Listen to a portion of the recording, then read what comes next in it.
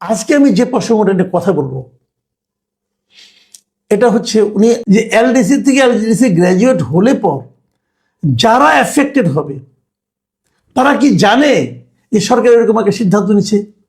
তাদের কি বলা হয়েছিল যে এই সিদ্ধান্ত আমরা নিতে যাচ্ছি, তোমাদের কি মতামত? জিজ্ঞাসা তো করা হয়নি। তো সিদ্ধান্তটা কে নিচ্ছে? সরকার নিচ্ছে।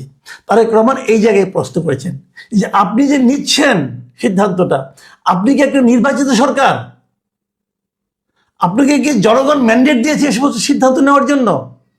আপনি তো একটা অন্তর্বর্তীকালীন সরকার। আপনি অন্তর্বর্তীকালীন সরকার হিসেবে নতুন একটা রেগুলার গভর্নমেন্ট আসবে, তাদের কাছে দায়িত্ব হস্তান্তর করে চলে যাবেন।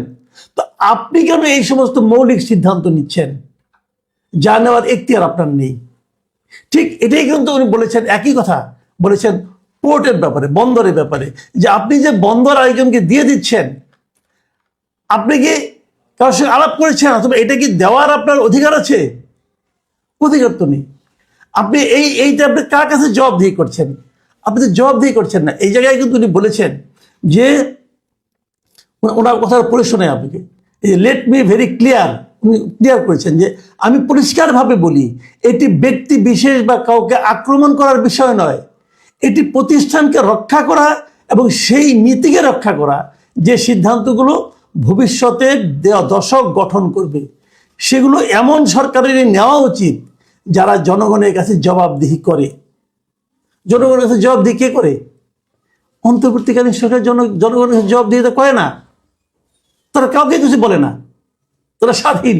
তো তারা কি এই সমস্ত সিদ্ধান্ত নিতে পারে? পারে না। প্রিয় দর্শক, উনি বলেছেন, কিন্তু আমি ওনার শেষ বক্তব্য আরেকটা বক্তব্য পড়ে শেষ করি। উনি বলেছেন কেউ বলছে না যে আমরা এলডিসি থেকে উত্তরণ করব না, ওনার বক্তব্য, বা আমাদের বন্দর সংস্কার করা উচিত নয়। দাবি আরো সহজ এবং মৌলিক, একটি দেশের ভবিষ্যৎ সেই সরকার দ্বারা স্থির হওয়া উচিত নয় যেটি জনগণ নির্বাচন করেনি। একদম বেসিক কথা। কিন্তু আমি এটা আগেও বলেছি, কয়েকদিন আগেও, যে আশিক চৌধুরী সাহেব যে 30 বছর 22 বছর 32 বছরের জন্য যে পোর্টটাকে লিজ দিয়ে দিলেন, এই লিজ দেওয়ার তো কোনো এখতিয়ার নাই। কারণ যখন নাকি যদি দেখা যায় যেটা ভালো হয়নি, ওকে তো আমি ধরতে পারবো না। তাকে কি আমি ধরতে পারবো? তাকে আমি ধরতে পারবো না। এই জিনিসটা কিন্তু আপনাকে ভাই মাথায় রাখতে হবে। উনি ঠিক এই কথাটাই কিন্তু বলেছেন। আমি মনে করি যে আমার কেন যেন মনে হচ্ছে যে এই জায়গাটাতে বোধহয় সরকারের সঙ্গে বিএনপির একটা বিরোধ তৈরি হয়েছে, এবং সেই বিরোধটা আমি খুবই লজিক্যাল মনে করি।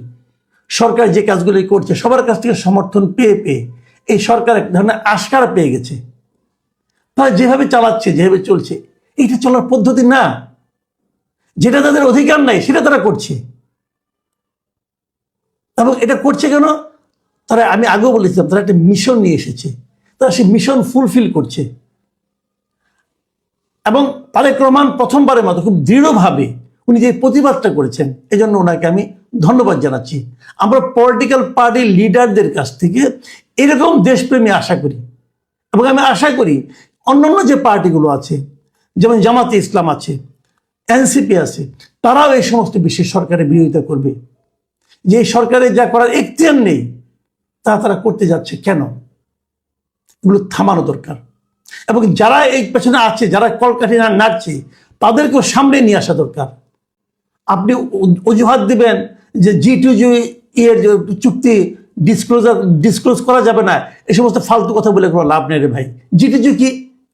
আপনি ডেনমার্ক এবং সুইজারল্যান্ডের সঙ্গে চুক্তি করছেন, আপনি কি গভর্নমেন্টের সঙ্গে করছেন নাকি ওখানকার বেসরকারি প্রতিষ্ঠানের সঙ্গে করছেন? আপনি বেসরকারি কোম্পানির সঙ্গে করছেন। তো কোম্পানির সঙ্গে করা চুক্তি G2G হয় কিভাবে? আমাদেরকে হাইকোর্ট দেখাচ্ছেন আপনি। হাইকোর্ট দেখাবেন না ভাই, প্লিজ। এগুলি ঠিক না। এবং আমি মনে করি যে প্রত্যেকটা পলিটিক্যাল পার্টির এখন সামনে এগিয়ে আসা উচিত।